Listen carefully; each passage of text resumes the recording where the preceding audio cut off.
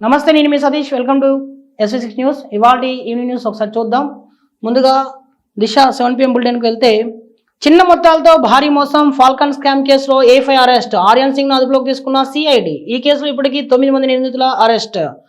చిన్న మొత్తంలో పెట్టుబడులకు భారీ లాభం అంటూ డిపాజిట్దారుల నుంచి 4,215 కోట్లు వసూలు చేసి 792 కోట్లు టోకరా పెట్టిన ఫాల్కన్ స్కామ్ కేసులో కీలక పరిణామం చోటు చేసుకుంది. Capital protection force private limited పేరుతో అక్రమాలకు పాల్పడిన ఫాల్కన్ స్కామ్ లో మరో కీలక నిందితుని అరెస్ట్ చేసినట్లు CID ADGP చారు సిన్హా తెలిపారు. పంజాబ్ రాష్ట్రంలోని బటిండాలో అదుపులోకి తీసుకున్నట్లు ఓ ప్రకటనలో వెల్లడించారు. అరెస్ట్ అయిన వ్యక్తి ఫాల్కన్ స్కామ్ కేసులో A5 నిందితుడు ఆర్యన్ సింగ్ చబ్రా అని తెలిపారు. అతడు Falcon invoicing company chief operating officer COOగా వ్యవహరించాడని శుక్రవారం పంజాబ్ లో అరెస్ట్ చేసి ట్రాన్సిట్ వారెంట్ తో ఇవాళ హైదరాబాద్ తీసుకువచ్చామన్నారు. రిమాండ్ తరలించేందుకు మేజిస్ట్రేట్ ఎదుట హాజరుపరిచినట్లు వెల్లడించారు. ఆర్యన్ సింగ్ కంపెనీ తరపున బాధితుల నుంచి 14.35 కోట్లు డిపాజిట్లను సేకరించినట్లు దర్యాప్తులో వెల్లడైనట్లు పేర్కొన్నారు. ఆర్యన్ సింగ్ 1,62,00,000 తన ఖాతాకు మళ్లించినట్లు గుర్తించామన్నారు. ఫాల్కన్ స్కామ్ కేసు నమోదు కాగానే అతడు నాందేడ్కు పారిపోయాడని, అక్కడి నుంచి పంజాబ్లోని బటిండాకు పారిపోయి గురుద్వారాలో ఆశ్రయం పొందినట్లు విచారణలో వెల్లడైనట్లు వివరించారు. విశ్వసనీయ సమాచారం మేరకు రాష్ట్ర CID ప్రత్యేక బృందం పంజాబ్లోని బటిండాకు వెళ్లి అతన్ని పట్టుకుందన్నారు. అతడి వద్ద నుండి 2 సెల్ ఫోన్లు, నేరారోపణ పత్రాలను స్వాధీనం చేసుకున్నట్లు తెలిపారు. ఈ కేసులో ఆర్యన్ సింగ్ తో పాటు ఇప్పటివరకు 9 మందిని అరెస్ట్ చేసినట్లు వెల్లడించారు. పరారీలో ఉన్న నిందితులందరినీ అరెస్ట్ చేయడానికి దర్యాప్తు జరుగుతుందని తెలిపారు. ఫాల్కన్ ఇన్వాయిసింగ్ డిస్కౌంటింగ్ అప్లికేషన్ పేరుతో నకిలీ ఒప్పందాలు సృష్టించి అధిక వడ్డీ రేట్లతో డిపాజిటర్లను ప్రలోభపెట్టి 7,056 డిపాజిటర్ల నుంచి సుమారు 4,215 కోట్లు వసూలు చేశారని తెలిపారు. సో ఒక భారీ స్కామ్ సంబంధించినటువంటి భారీ స్కామ్ కేసులో A5గా ఉన్నటువంటి ఒక నిందితుని ఇవాళ తెలంగాణ పోలీసులు అరెస్ట్ చేశారు. అతను అదుపులోకి తీసుకొని కోర్టు ముందు అదుపులోకి అయితే తీసుకున్నారు. దాదాపు ఫాల్కన్ అంటే చిన్న మొత్తాల పొదుపుతో, అంటే మీరు కొద్దిగా పెట్టుబడులు పొదుపు చేయండి, వీటిని వాళ్ళ నుంచి సేకరించి దిగువ మధ్యతరగతి కుటుంబాల నుంచి మిడిల్ క్లాస్ నుంచి అప్పర్ మిడిల్ క్లాస్ వరకు చాలా మంది నుంచి సుమారు 7,000 మంది పైన డిపాజిట్ల నుంచి డబ్బులు సేకరించి దాదాపు ఇవి 4,000 కోట్ల రూపాయల పైనే ఉన్నాయి. ఇంత సొమ్ముని వాళ్ళు ఆ సొమ్ముతో ఉడాయించారు. ఈ కేసుకు సంబంధించి A5 నిందితుడిగా ఉన్నటువంటి ఆర్యన్ సింగ్ చబ్రాను అరెస్ట్ చేశారు తెలంగాణ పోలీసులు. ఈ ఆర్యన్ సింగ్ కంపెనీ తరపున బాధితుల నుంచి 14.35 కోట్ల రూపాయలు వసూలు చేసినట్లుగా తెలుస్తుంది. ఆర్యన్ సింగ్ తన ఖాతాకు 1,62,00,000 మళ్లించినట్లుగా గుర్తించారు పోలీసులు. ఈ కేసు నమోదు కాగానే ఇతడు నాందేడ్ నుంచి నేరుగా హైదరాబాద్ నుంచి నేరుగా నాందేడ్కు, అక్కడి నుంచి పంజాబ్లోని గురుద్వారాకు వెళ్ళినట్లుగా, అక్కడ ఇన్నాళ్ళు ఆశ్రయం పొందుతున్నట్టుగా మనకి పోలీసులు తెలుపుతున్నారు. సో అక్కడి నుంచి ఈరోజు అతన్ని అదుపులోకి తీసుకుని హైదరాబాద్కి అయితే తరలించారు. ఇంకో మరో వార్తా కథనంలోకి వెళ్తే, లోకేష్తో కేటీఆర్ సీక్రెట్ మీటింగ్ 2 సార్లు కలిసారో లేదో చెప్పాలి, లేదంటే అన్ని వివరాలు బయట పెడతా. కాంగ్రెస్ నేత Sama Rammohan Reddy hot comments. BRS working president KTR AP మంత్రి నారా లోకేష్ తో రహస్య మంత్రాలు జరుపుతున్నారని TPCC media committee chairman Sama Rammohan Reddy సంచలన కామెంట్స్ చేశారు. ఇవాళ ఆయన హైదరాబాద్ గాంధీ భవన్ లో మీడియాతో మాట్లాడారు. కేటీఆర్ ఇటీవల పక్క రాష్ట్రంలో అధికారంలో ఉన్న నేతని కలిశారని, గోదావరి కృష్ణా నదుల్లో తెలంగాణ వాటా కోసం బనకచర్ల ప్రాజెక్టు ఆపేందుకు కాంగ్రెస్ ప్రభుత్వం పోరాటం చేస్తుంటే కేటీఆర్ మాత్రం ఏపీ మంత్రి లోకేష్ తో 2 సార్లు కలిశారని ఆరోపించారు. ఆ రహస్య మంత్రాలు ఎవరికి లబ్ధి చేయడానికో కేటీఆర్ సమాధానం చెప్పాలని డిమాండ్ చేశారు. ఈ విషయంపై కేటీఆర్ స్పందించి లోకేష్ ను కలవలేదంటే అప్పుడు అన్ని వివరాలు అన్ని బయట పెడతా అని హాట్ కామెంట్స్ చేశారు. సీఎం రేవంత్ రెడ్డి విసిరిన సవాల్కు కేటీఆర్ ప్రతి సవాల్ విసురుతున్నారు. అన్ని అంశాలపై రేపు అమరవీర స్తూపం వద్ద చర్చిద్దాం రా అని సవాల్ విసిరారు. రైతుల సంక్షేమం మీద మాట్లాడేందుకు మీకు సిగ్గు ఉండాలని, 10 ఏళ్లలో రైతులు చనిపోతే కనీసం పట్టించుకోలేదని మండిపడ్డారు. కాంగ్రెస్ నేత సామా రామ్మోహన్ రెడ్డి అయితే తీవ్ర ఆరోపణలు అయితే చేశారు.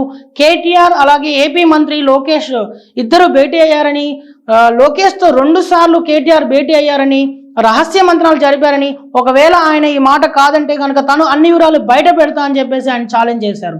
అంతేకాకుండా అంటే ఒక పక్కన కాంగ్రెస్ ఏపీ సర్కార్ సంబంధించినటువంటి బనకచర్ల ప్రాజెక్టు కానీ, లేకపోతే కృష్ణా గోదావరి నీళ్లపై కానీ కాంగ్రెస్ పోరాటం చేస్తూ ఉంటే, మరో పక్కన కేటీఆర్ ఎవరికో లబ్ధి చేకూర్చడానికి లేదా తన స్వప్రయోజనాల కోసం లోకేష్తో ఆయన భేటీ అయ్యారని చర్చలు జరిపారని చెప్పి ఇక్కడ ఆయన సామ రామ్మోహన్ రెడ్డి ఆరోపణ చేశారు. అంతేకాదు మరొకమైన విషయం కూడా చెప్పారు. చర్చకు తాము సిద్ధమని అమరవీర స్తూపం వద్దకు వస్తే చర్చిద్దాం రా అంటూ ఆయన సవాల్ విసిరారు. అంటే బనకచర్ల కానీ కృష్ణా గోదావరి సంబంధించిన అంశాలపై తాము సిద్ధంగా ఉన్నామని అమరవీర స్తూపం దగ్గరికి రావాలని చెప్పి ఆయన సవాల్ విసిరారు. ఇక మరో కథనంలోకి వెళ్తే డ్రంక్ అండ్ డ్రైవ్ లో పట్టుబడిన 105 మందికి జైలు జరిమానా విధిస్తూ న్యాయస్థానం తీర్పు. డ్రంక్ అండ్ డ్రైవ్ చేస్తూ పట్టుబడిన వాహనదారులకు న్యాయస్థానం జైలు శిక్ష జరిమానా విధిస్తూ తీర్పు వెలువరించింది.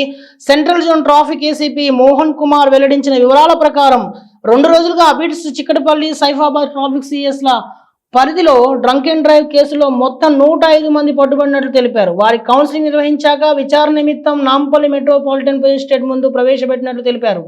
న్యాయస్థానం కేసు వివరాలు పరిశీలించిన అనంతరం 75 మందికి ఒక్కొక్కరికి 2100 చొప్పున, 12 మందికి 3100 చొప్పున, ఒకరికి 3500, 17 మందికి జైలుతో పాటు 41,000 జరిమానా విధించిందని తెలిపారు.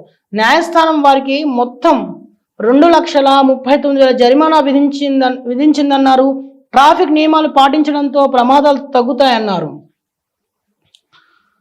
సో డ్రంక్ అండ్ డ్రైవ్ సంబంధించినటువంటి డ్రంక్ అండ్ డ్రైవ్ని ఈ స్పెషల్ డ్రైవ్ సంబంధించి హైదరాబాద్ ట్రాఫిక్ పోలీసులు కానీ అంటే 3 కమిషనరేట్ పరిధిలో పెద్ద ఎత్తున నిర్వహిస్తూ ఉన్నారు. ఇటు రాచకొండ, అటు సైబరాబాద్, ఇటు హైదరాబాద్ 3 కమిషనరేట్ పరిధిలో డ్రంక్ అండ్ డ్రైవ్ కేసులు చాలా పెద్ద ఎత్తున పట్టుబడుతున్నారు. దీనిపైన పోలీసులు కూడా అంటే స్పెషల్గా దృష్టి పెట్టారు. ఈ కేసులను తగ్గించడం తమ వంతు ప్రయత్నం చేస్తున్నారు. అయితే ఈ కేసులో పట్టుబడి వారి సంఖ్య కూడా ఎక్కువగా ఉంటుంది. తాజాగా 105 మందికి శిక్ష పడినట్లుగా మనకి వార్తా కథనం ఇది.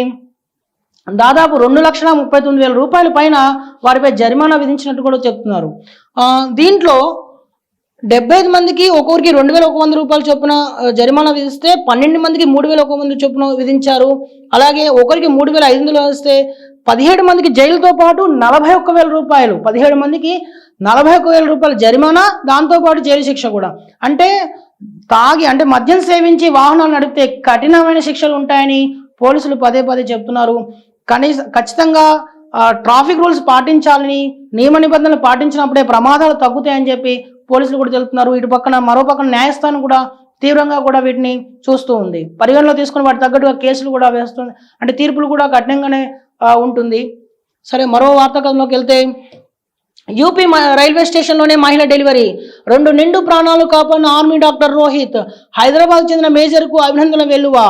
ఉత్తరప్రదేశ్లోని విరంగణ లక్ష్మీబాయి ఝాన్సీ రైల్వే స్టేషన్లో శనివారం జరిగిన ఒక అనూహ్య సంఘటన తాజాగా వెలుగులోకి వచ్చింది.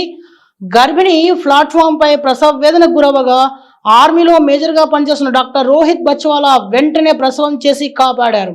గర్భిణీ మహిళ భర్త బిడ్డతో పన్వేల్ నుంచి బారాబంకీకి వెళ్లేందుకు రైల్వే స్టేషన్కు చేరుకుంది. ఆమెకు సడన్ గా నొప్పులు రావడంతో భర్త వైద్య సాయం కోసం రైల్వే ఎమర్జెన్సీ నెంబర్కి కాల్ చేశాడు. కానీ అదే సమయానికి హైదరాబాద్ వెళ్ళడానికి ప్లాట్ఫామ్ వద్ద వేచి ఉన్న మేజర్ రోహిత్ వెంటనే స్పందించి రైల్వే మహిళా సిబ్బంది సాయంతో ప్రసవం చేసి 2 నిండు ప్రాణాలను కాపాడారు. హైదరాబాద్ చెందిన ఆర్మీ మేజర్ రోహిత్ చేసిన పనికి అక్కడున్న వారు అధికారులు అభినందనలు తెలిపారు. సో హైదరాబాదీ పేరు మరోసారి మారుమోగుతుంది. హైదరాబాద్ చెందిన రోహిత్, మేజర్ రోహిత్ ఇవాళ శనివారం రోజు 2 నిండు ప్రాణాలను కాపాడారు. ఉత్తరప్రదేశ్లోని ఒక రైల్వే స్టేషన్లో రైలు కోసం వేచి చూస్తుండగా ఒక గర్భిణీ మహిళ, నిండు గర్భిణి, ప్రసవ వేదనతో తీవ్ర ఇబ్బంది పడుతూ ఉంటే వెంటనే పక్కన ఉన్న భర్త ఆ రైల్వే ఎమర్జెన్సీ వాళ్ళకి కాల్ చేశారు. అయితే ఆ సమయానికి అక్కడే హైదరాబాద్కి రావడానికి వేచి చూస్తున్నటువంటి మేజర్ రోహిత్ వెంటనే స్పందించి ఆమెకు వైద్య సహాయం అందజేశారు. అక్కడ ఉన్నటువంటి రైల్వే పోలీసుల సహాయంతో రైల్వే మహిళా సిబ్బంది సహాయంతో ఆమె ప్రసవం చేసి ఒక 2 ప్రాణాలని కాపాడారు.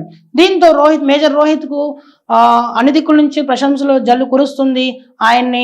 అందరూ కూడా ఆయన పైన ప్రశంసలు వెల్లువైతే కనబడుతూ ఉంది. ఇక మరో వార్తా కథనంలోకి వెళ్తే ప్రహారీ గోడ ఎలా కూల్చుతారు, ప్రణీత్ అంటీలియా వాసు నిరసన దీక్ష. తమ గేటెడ్ కమ్యూనిటీ విల్లాల ప్రహారిని హైడ్రా అధికారులు కూల్చడాన్ని నిరసిస్తూ Bachupally ABR Praneeth Antilia welfare association ఆధ్వర్యంలో ఆయా విల్లాల నివాసితులు కాలనీ క్లబ్ హౌస్ లో ఆదివారం నిరసన రిలే దీక్ష చేపట్టారు.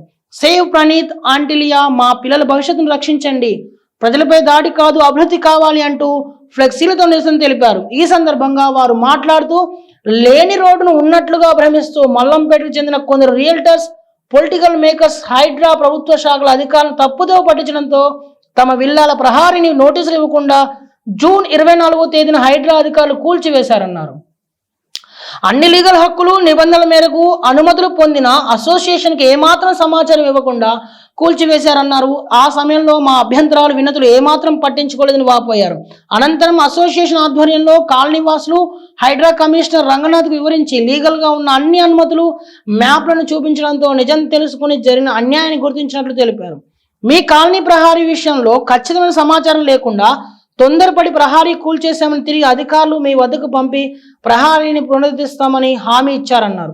హైడ్రా కమిషనర్ ఇచ్చిన హామీ ప్రకారం నేటికి మా ప్రహారీ పునరుద్ధరణకు చర్యలు తీసుకోలేదని వారు చెప్పారు. తమ కమ్యూనిటీ విల్లాల ప్రహారీని తిరిగి నిర్మించేలా సహకరించి తమ పిల్లల భవిష్యత్తుకు రక్షణ కల్పించాలని కాలనీ సభ్యులు పెద్ద ఎత్తున నిరసన తెలిపారు. ప్రణీత్ యాంటిలియా వాసు నిరసన దీక్ష మరోసారి చర్చనీయాంశంగా మారింది.